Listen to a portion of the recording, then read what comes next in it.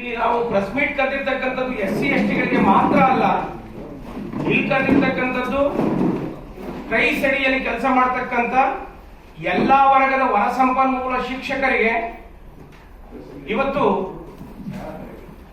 ಸೇವಾ ಕೃಪಾಂಕವನ್ನು ವಿಸ್ತರಣೆ ಮಾಡಬೇಕು ಅಂತಕ್ಕಂಥ ಉದ್ದೇಶವನ್ನ ಇಟ್ಕೊಂಡು ಸರ್ಕಾರವನ್ನು ಆಗ್ರಹಿಸಿ ಇವತ್ತು ಈ ಪ್ರೆಸ್ ಮೀಟ್ ಅನ್ನು ನಾವು ಕರೀತಿದ್ದೀವಿ. ಈ ಸಂಘ ಓಪನ್ ಆದ ತಕ್ಷಣ ಈ ಸಂಘದ ಅಡಿಯಲ್ಲಿ ಬರ್ತಕ್ಕಂಥ ಶಾಲೆಗಳಲ್ಲಿ ಕೆಲಸ ಮಾಡೋದಕ್ಕೋಸ್ಕರ ಇವರಿಗೆ ಹೊರ ಸಂಪನ್ಮೂಲ ಶಿಕ್ಷಕರೇ ಬೇಕಾಗಿದ್ರು. ಹೊರ ಸಂಪನ್ಮೂಲ ಶಿಕ್ಷಕರು ಇವತ್ತು ಆ ಶಾಲೆಗಳನ್ನು ಕಟ್ಟಿ ಬೆಳೆಸಿ 99% ಹೆಚ್ಚು ಫಲಿತಾಂಶಗಳನ್ನ ಪ್ರತಿ ವಿಷಯದಲ್ಲೂ ಸಹ ಕೊಟ್ಕೊಂಡು 21 ವರ್ಷಗಳಿಂದಲೂ ಸಹ ಇವತ್ತು ಕೆಲಸವನ್ನ ಮಾಡಿಕೊಂಡು ಅವರು ಬರ್ತಾವ್ರೆ. ಈ ಕ್ರೈಸ್ ಅಡಿಯಲ್ಲಿ ಕೆಲಸ ಮಾಡತಕ್ಕಂತ ಶಿಕ್ಷಕರನ್ನ ಹೊರಗುತ್ತಿಗೆಯಲ್ಲಿ ಕೆಲಸ ಮಾಡತಕ್ಕಂತ ಶಿಕ್ಷಕರನ್ನ ಈಗಾಗಲೇ ಸರ್ಕಾರ ಪರ್ಮನೆಂಟ್ ಮಾಡಿದೆ. ಅದಕ್ಕೆ ಸಂಬಂಧಪಟ್ಟಂತೆ ಮೊದಲು ಕ್ರೈಸ್ ಅಡಿಯಲ್ಲಿ ಗುತ್ತಿಗೆ ಆಧಾರದ ಮೇಲೆ ಸುಮಾರು 3,000ಕ್ಕೂ ಹೆಚ್ಚು ಶಿಕ್ಷಕರು ಕೆಲಸ ಮಾಡ್ತಿದ್ರು. ಆ ಶಿಕ್ಷಕರೆಲ್ಲರನ್ನ ಸಮಾಜ ಕಲ್ಯಾಣ ಇಲಾಖೆಯಲ್ಲಿ ಅಡಿಯಲ್ಲಿ ಬರ್ತಕ್ಕಂಥ ಕ್ರೈಸ್ ಸಂಸ್ಥೆ ಪರ್ಮನೆಂಟ್ ಮಾಡಿತು. ಆ ಸಂದರ್ಭದಲ್ಲಿ ಹೊರಗುತ್ತಿಗೆಯಲ್ಲಿ ಕೆಲಸ ಮಾಡ್ತಕ್ಕಂಥ ಶಿಕ್ಷಕರುಗಳು ಅವರನ್ನ ನೇಮಕ ಮಾಡಿರೋರು ಯಾರು ಅಂದ್ರೆ DC ಅಂಡರ್ ನಲ್ಲಿ ಬರ್ತಕ್ಕಂಥ ಕಮಿಟಿ, DC ಮತ್ತು ಅವರ ಕೆಳ ಹಂತದಲ್ಲಿ ಬರ್ತಕ್ಕಂಥ ಸಮಿತಿಯಿಂದ ಹೊರ ಸಂಪನ್ಮೂಲ ಶಿಕ್ಷಕರನ್ನ ಅವರು 2006-07ರಿಂದ ನೇಮಕ ಮಾಡ್ಕೊಂಡಿದ್ದಾರೆ. ಮಾಡ್ಕೊಂಡು ಅವತ್ತಿಂದಲೇ ಇವರು ನಿರಂತರವಾಗಿ ಕೆಲಸವನ್ನು ಮಾಡ್ಕೊಂಡು ಹಗಲು ಎರಡು ಮನೆಗೂ ಹೋಗಿಲ್ಲ, ಅಲ್ಲೇ ಇಟ್ಕೊಂಡು ಕೆಲಸವನ್ನು ಮಾಡ್ಕೊಂಡು ಬರ್ತಾವ್ರೆ. ಯಾವಾಗ ಸರ್ಕಾರ ಗುತ್ತಿಗೆ ಆಧಾರದಲ್ಲಿ ಕೆಲಸ ಮಾಡ್ತಕ್ಕಂಥ ಶಿಕ್ಷಕರನ್ನ ಪರ್ಮನೆಂಟ್ ಮಾಡ್ತೋ ಆಗ ಹೊರಗುತ್ತಿಗೆ ನೌಕರರು 2011ರಲ್ಲಿ ಹೈಕೋರ್ಟ್ ಮೊರೆ ಹೋದ್ರು.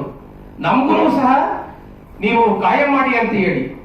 ಆಗ ಮಾನ್ಯ ಹೈಕೋರ್ಟ್ ಏನ್ ಮಾಡ್ತು, ಈ ಹೊರಗುತ್ತಿಗೆಯಲ್ಲಿ ಕೆಲಸ ಮಾಡ್ತಕ್ಕಂಥ ಈ ಶಿಕ್ಷಕರುಗಳಿಗೆ 1 ವರ್ಷಕ್ಕೆ 5% ತರ ಗರಿಷ್ಠ 8 ವರ್ಷ ಅಂದ್ರೆ 40% ಕೃಪಾಂಕವನ್ನ ಪಡೆಯಲು ನೀವು ಅರ್ಹ ಅಂತಕ್ಕಂಥ ತೀರ್ಪನ್ನ 2011ರಲ್ಲಿ ಮಾನ್ಯ ಹೈಕೋರ್ಟ್ ಕೊಡ್ತು.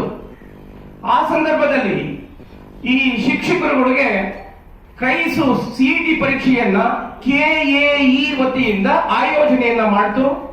ಆ ಸಂದರ್ಭದಲ್ಲಿ ಒಂದಷ್ಟು ಹೊರ ಸಂಪನ್ಮೂಲ ಶಿಕ್ಷಕರು ಪರೀಕ್ಷೆಯನ್ನ ಬರೆದ್ರು, ಪೂರ್ಣ ಪ್ರಮಾಣದ ಸೇವಾ ಕೃಪಾಂಕವನ್ನು ಪಡೆದ್ರು. ಹೆಂಗೆ ಅಂದ್ರೆ ಯಾರು 8 ವರ್ಷ ಆಗಿತ್ತೋ ಅವನು 40 ಅಂಕ ಸಿಕ್ಬಿಡ್ತು, ಅವನು ಸೆಲೆಕ್ಷನ್ ಆದ.